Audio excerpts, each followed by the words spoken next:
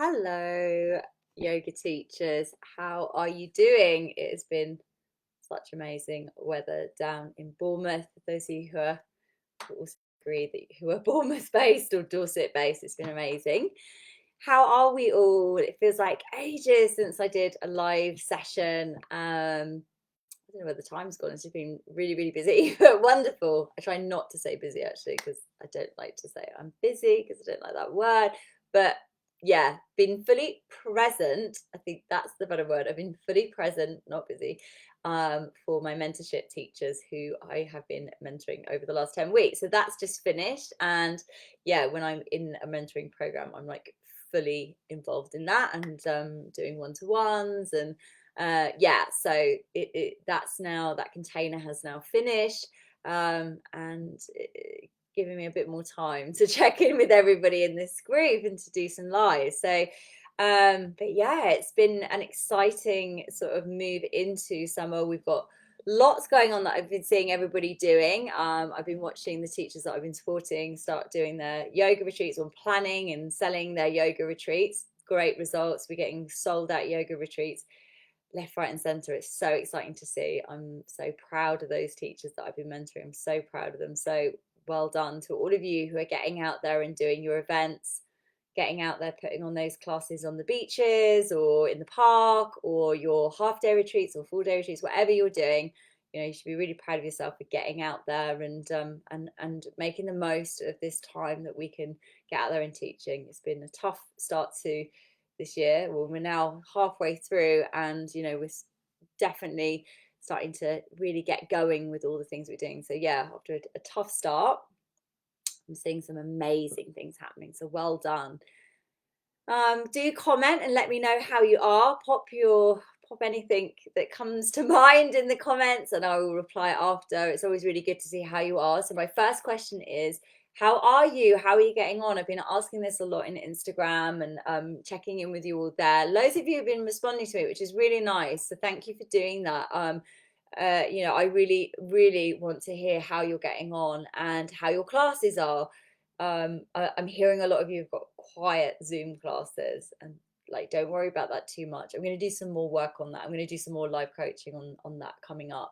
But yeah, working on, you know, I know that you're feeling like your Zoom's gone very quiet, and you're doing some other things, but yeah, you're doing really well. So great. Thanks for sending me in, like those of you who have commented and told me how you're doing, how your classes are. It's great to hear from you, and I can let you know, give you some advice, can help you. And I'm running some coaching for some teachers who have reached out and wanting some help. So if you want to get involved in that, send me a message. It's something that, yeah, let me know if you want some extra support. So some of you are feeling not very empowered and feeling a little bit lost. So I'm going to give you wonderful teachers a session all together, so we can work a little bit more intimately on getting you feeling a bit more empowered. Yeah. So today I'm connecting with you about building authentic relationships with your students, and thought this was a really nice topic to chat to you about, and what I might mean by building authentic relationships. Um, this has really come from something that I've heard time and time again from a lot of teachers, which is I need to get new students. So tell me in the comments who is saying, like, I need to get new students, I need to get new people, I need to meet new people, I need to get more people coming to class, new people. Are you feeling that? Are you feeling that coming through in how you're sort of like thinking when you're planning, your week? Are you feeling like you need these new people? So we quite often have that come up for us, and I think sometimes we're just kind of coming back to what we're doing and how we can work with what we're all, and all the people we're already connected with, is really, really important. So if you're struggling to get new people, but let me know if you are, pop it in the comments. Are you fully utilizing the students you already have coming to you? Are you already building authentic relationships with your current students? Because we tend to think we need to go really far and wide. I'm telling you now, I promise you, if you had 10,000 Instagram followers, you probably wouldn't be having many more students, because it's not that those people, like, if you've got all those followers, they're probably not necessarily engaged with what you're doing. So this idea that I need more people, new people, let me know if that's how you feel. And also let me know if you feel like, have you fully utilized all the people that are already coming to you? Have you got your mailing list sorted? Are you able, your current students, or and current people you connect with in a WhatsApp group, in a Facebook group, are you able to work on building a relationship with them? Because when we start to really work on harnessing our connection and our relationship with our current students, you might find that things will grow the more you invest in the people you're already seeing. This is something that I feel like I started working on quite some time ago. I was really investing my time in the people that I was already seeing, and how that can grow organically, rather than this feeling like this drive for new people. But I will work on that as well. So let me know. It's so nice. Oh, lovely, Nikki. Let me know. Yes, yep. That you want new clients or new students, whatever. Sometimes call our private clients, but yeah, students or people you're connecting with. Like, tell me a bit more. So I think my question to you is, are you fully utilizing everybody that you are connected with? Are you creating opportunities to connect with them more? So having a little think about that, having a think, are you creating opportunities to really connect with your current students?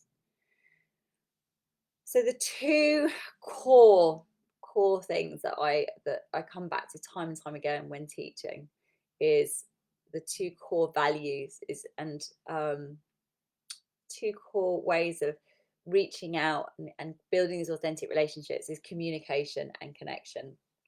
So communication and connection are really at the core of teaching yoga for me, and I'm sure for you as well. Teaching yoga is all about really relationship building. It's really what it is. It's relationship building. It's you holding space. You're holding space for people, and you're facilitating their space for their transformation. And we need to be able to communicate effectively to those students. So whether that's in the way how you're teaching, and how your dialogue as you're teaching, but also the experience beyond the class, experience beyond that 60 minutes, because that's where the relationship building happens. It really is. If you're like, I just want to get in, I want to teach, I want to get out, you're going to really struggle building a relationship with those students. If that's how you feel, I want to get in, teach my class, and then I need more people. Yeah, it's tough. You need to be able to build relationships outside of that class, that 60 minutes, and how you're going to sort of start working on connecting with people. I really think, holding space for students and holding space for people is really that you're able to show that you are believing in their potential. You're holding space with them. You're facilitating this space for them to believe in themselves and to connect with themselves. So they're the people coming to you on this real sort of journey when they're coming to class. And if you're allowing this space for transformation, you're allowing this space for them to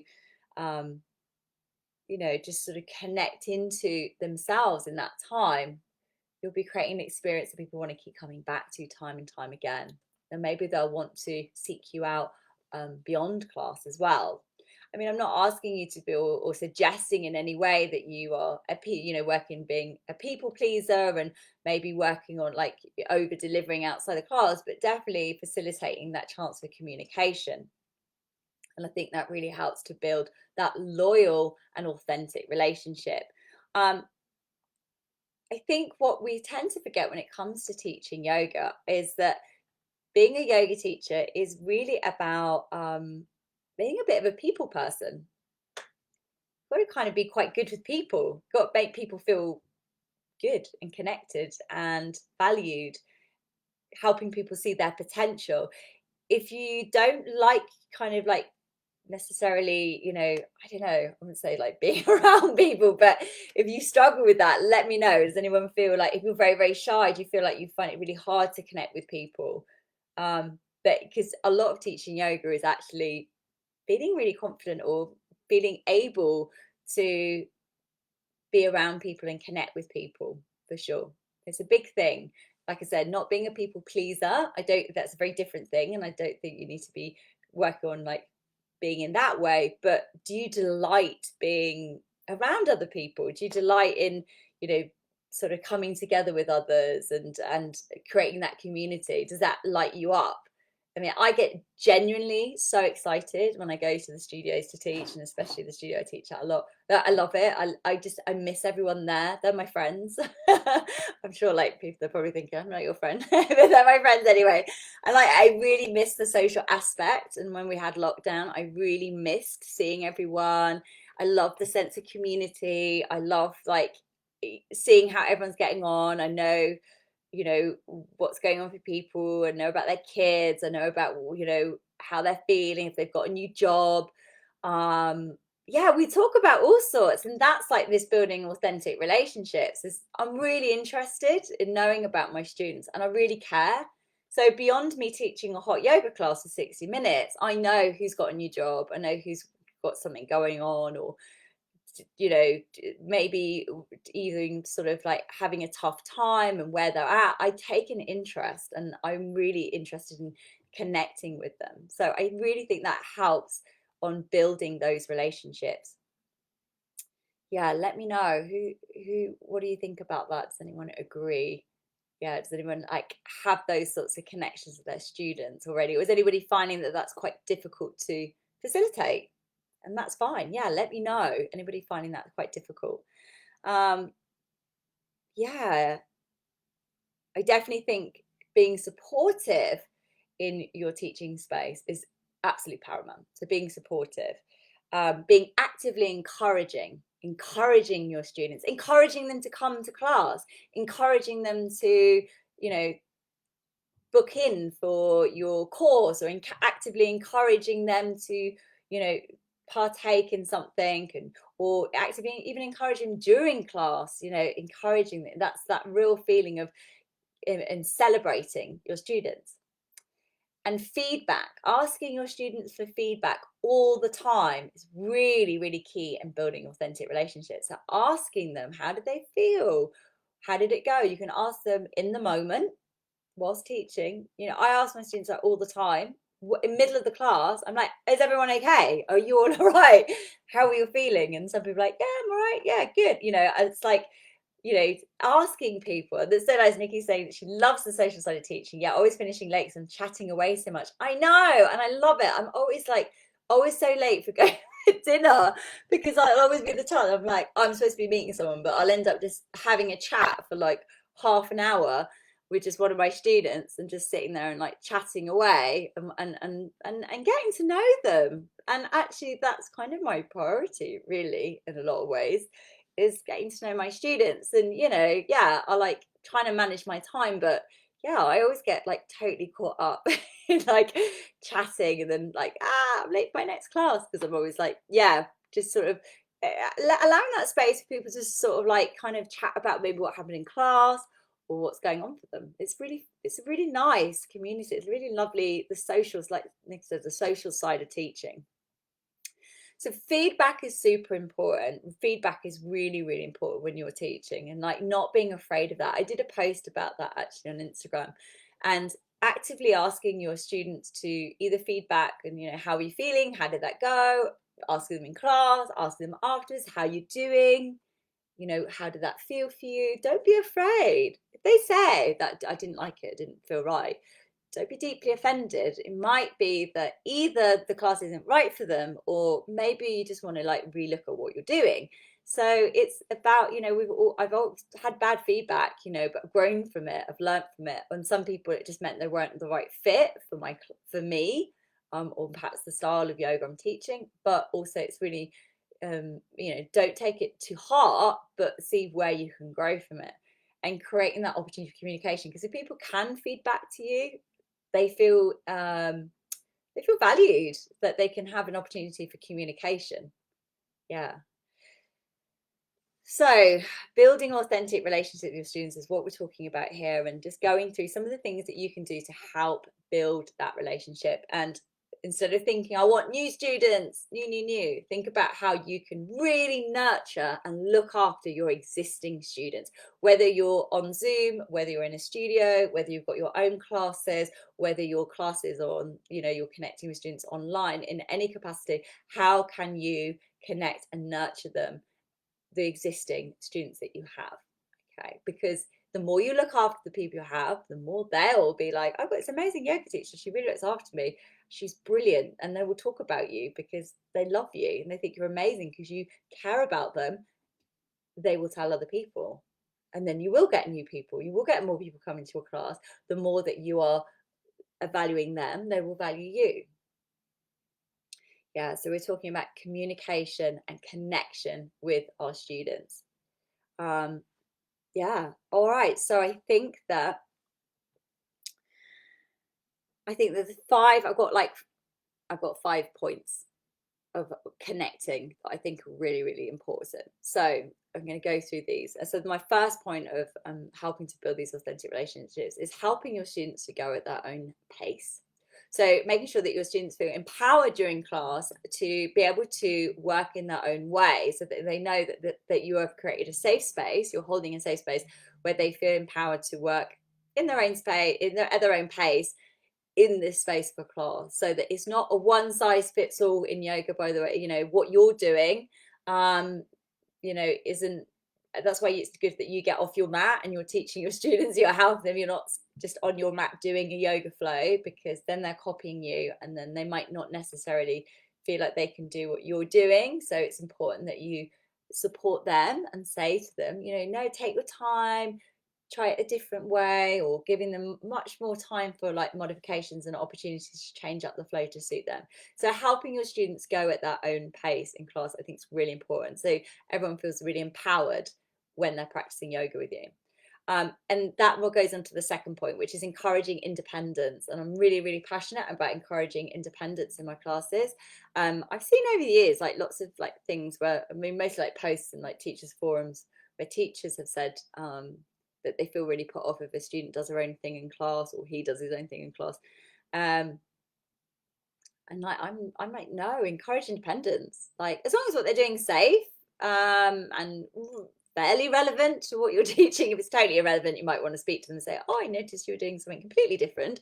Let's have a chat. But and ask them why, have a conversation with them. But I would encourage always independence into the practice, because people are working with different things. One size doesn't fit all, and they may need to be doing completely different things. Like I had a student in class last night. She had some surgery on her elbow, so she was like, oh, I won't be able to do some of these things. It's like, yeah, you definitely won't be able to do some of these things, because we're doing a lot of chaturangas and things like that. So I said, like, we worked together before the class started, and I basically, we worked on a way of her doing her own practice in the class that was relevant to her. So she was welcome. She can come and practice with everyone. She can do whatever she needs to do. She can enjoy the practice.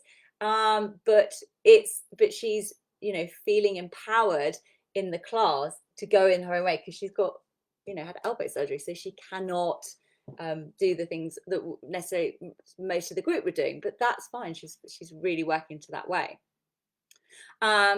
The other thing I think is really important is just letting your personal beliefs and opinions sometimes, just making sure you're nurturing the space and for your students. That was something that I put down. Yeah, like letting go of like your like my way, or this way is this way, we do it that way. I always find it really difficult when teachers are like, oh, you don't do it this way, you have to do it that way. There's many schools of yoga and schools of thought, and I think if you can make your students feel really disempowered, if they come to your class and you're like, oh, no, you don't do it that way, you only do it this way. It's like, well, no, only your teacher showed you how to do it this way. There is loads of variations. There is so many different variations of triangle pose. Like, it's like there's not one, there's like so many different areas. So please be really careful when you're like saying you don't do this way, it's only that way, because that isn't the case. It depends on who your teacher is. So yeah, facilitate that space of being like, okay, yeah, you can do it that way. I tend to teach it this way. This is how I would speak. I would be like, I teach it this way, but this is only one way. That, of course, if you're doing it a different way, then yeah, that's fine. Like, again, it's not this linear approach or dogmatic approach, sometimes it's known as. Yeah, and creating an environment of acceptance is really important. So your environment is really, really accepting. And again, I think that leads on really nicely from that, is that you're accepting of what people are bringing into the room and how they're going to practice, and not feeling like, oh, like put off or stressed out if people want to do a bit of their own thing. But really utilizing this accepting place. And yeah, it's like if someone wants to come to class and wear their socks and their practice yoga, let them wear the socks. Let them wear the socks. Don't insist on people taking their socks off. Don't feel like you need to insist that people do this or insist on doing that. Create a safe space for people to come and explore the class.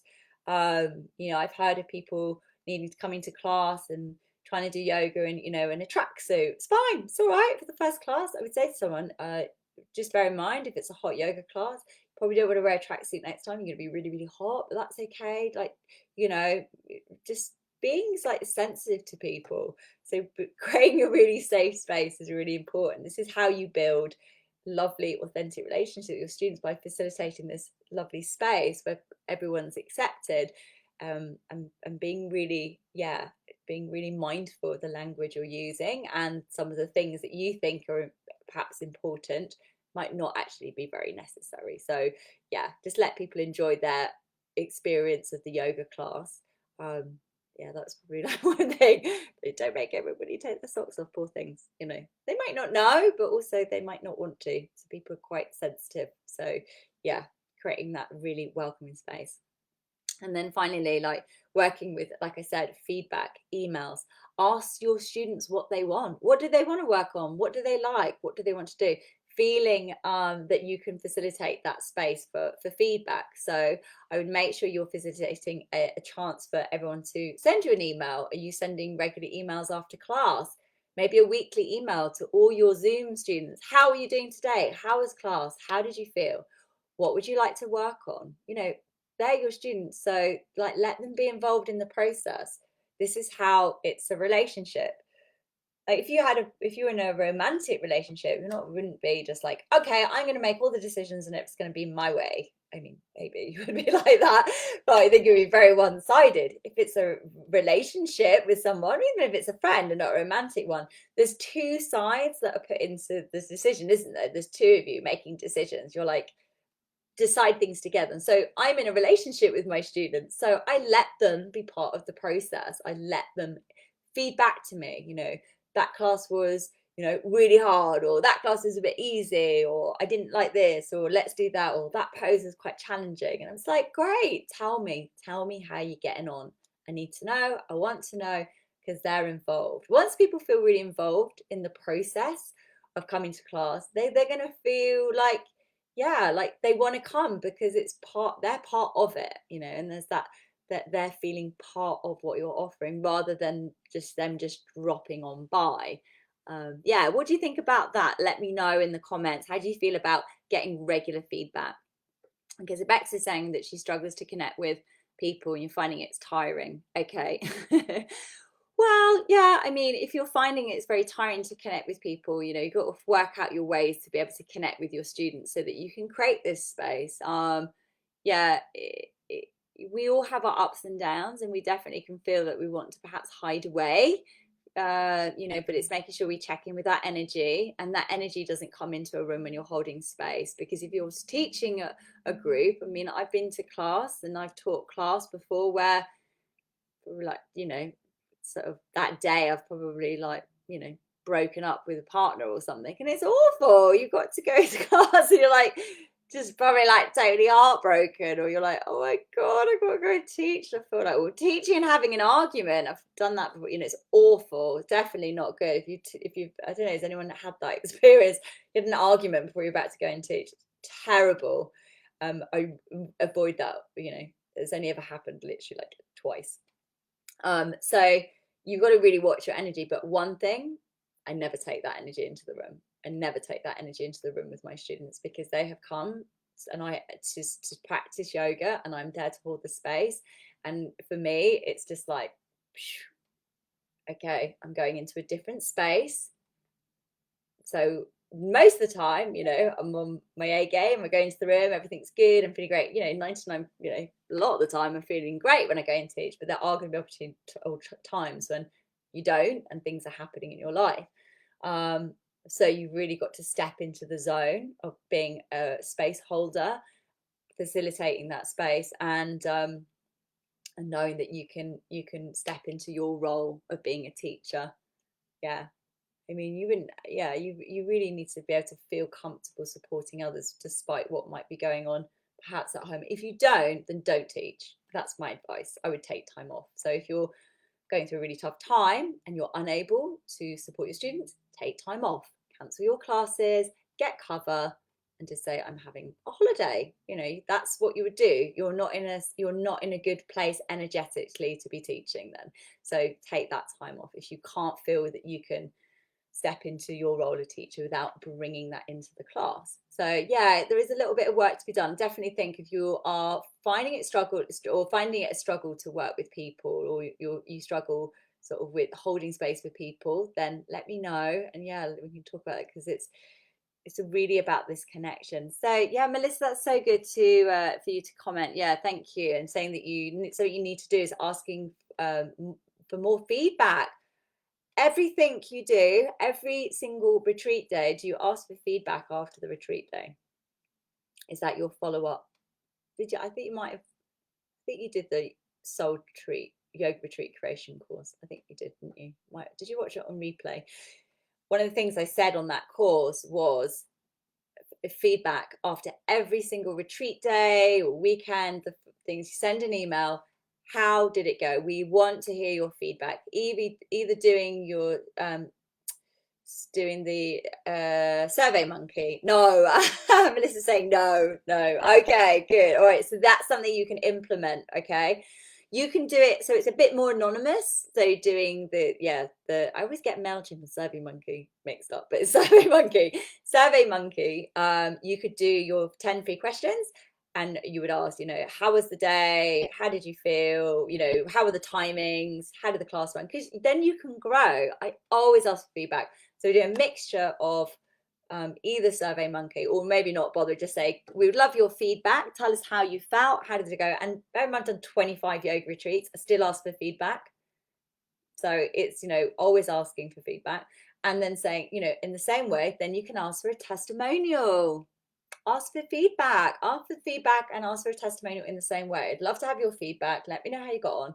And also, if you would like to give me a testimonial, because that is what's going to support you for your next retreat day or event or class, especially if you haven't got any testimonials and you don't have any proof to be showing new people what your classes are about. And again, this comes back to building these authentic relationships with your students, where your students feel comfortable telling you their feedback and also giving you a testimonial. And then students love it when they see that you've used their testimonial, because their voice is being heard.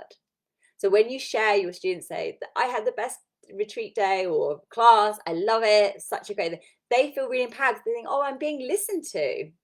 So this is really the communication, okay? The communication and the connection with your students, asking for feedback, and then how you can do this, few different options, like I said, emails or Survey Monkey, and then sharing those testimonials. So you've got those both sides. Don't be frightened of feedback. You can grow from it, okay? Yeah, it's really important, and it's good. It's good to hear that.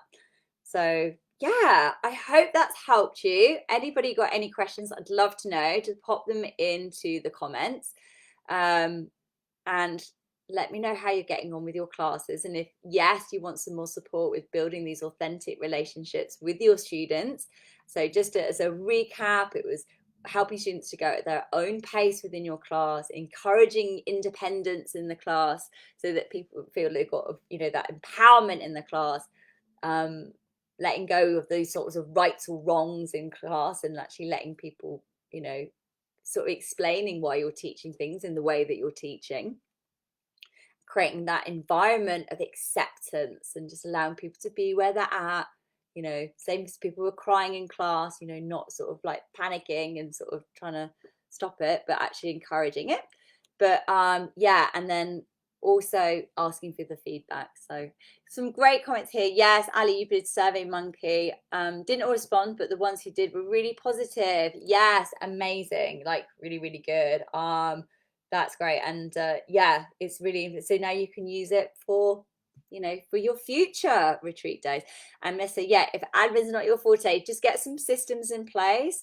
It's really important to get some systems in place, because this will help building these relationships, because it won't take much. You just need your templates. It's something we could work on if you want to work on templates, building your templates, putting them together so that you can send them out every class or retreat day. You know, you could be, thank you for coming to my class, I really value your attendance, and we'll go from there. Okay, Melissa, you've never sent a newsletter. Oh, okay. We can do this. You can do this. You can send a newsletter. You can do it. Yeah. And that's on, you can do that on MailChimp. You can do it. It will make such a difference. If you're looking, this is exactly, I hear this so often. If you're looking for new students, if you're looking to grow your student base and to get out there, you must start utilizing and connecting in with the students you're already teaching, okay, in a deeper way. So if you already have, and these systems, these sort of feedback, newsletters, connection is your way of building these authentic relationships with your students beyond just your yoga teaching. Okay, it feels a bit admin, but it's not. This is all part of the process of them feeling valued and connected to and listened to, and so that they are being able to be part of the process. So it's really, really key in your yoga business, rather than looking to get more people in, to see how you can connect further with the people coming to your class. But yeah, so any other questions, do pop them in the chat or pop them in the comments. And maybe I need to do a session on newsletters. Anybody like a session on newsletters? But you know, I didn't start off having newsletters, it just came over time. So you know, it's something you can work into. But once you've got it down, once you've got a kind of like template, then you'll find that you can work into doing these things. They'll become more it was more automated systems, really. Yeah, it's just, they are so good at being able to connect in with your students. Like, don't forget, email is still the number one way of connecting in with your students beyond beyond social media. Okay, you need to get emails and do newsletters. Everybody does it. All big companies do it. You know, look at company, I don't know, like ASOS or all those sort of big clothing, they do newsletters. Sweaty Betty, how many of us get Sweaty Betty newsletters? All the time. Okay, if Sweaty Betty made all their money from doing social media posts, they wouldn't send you a newsletter. You know, they're constantly sending stuff. So maybe I'll do some training. Yeah, I'll do something on newsletters. Okay, Nikki's working out MailChimp. Okay, that's good. That's highlighted. Good. So yeah. Yes, Ali's got great tip. I know, I've done that so many times when you haven't saved it and it doesn't save. So yes, it's a really good point. Write your email first. But yeah, maybe we'll work on that. But looking at those big brands like Sweaty Betty, they're always sending emails. There's a reason why, because they work. You're connecting in. So that's a really important way of connecting with your students.